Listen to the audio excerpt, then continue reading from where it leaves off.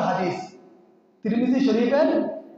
2002 নম্বর হাদিসের ভিতর রাসূল করিম সাল্লাল্লাহু আলাইহি ওয়াসাল্লাম বলেন قال رسول الله صلى الله عليه وسلم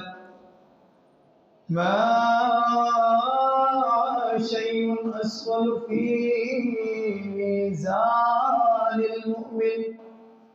يوم القيامة من خلق حسن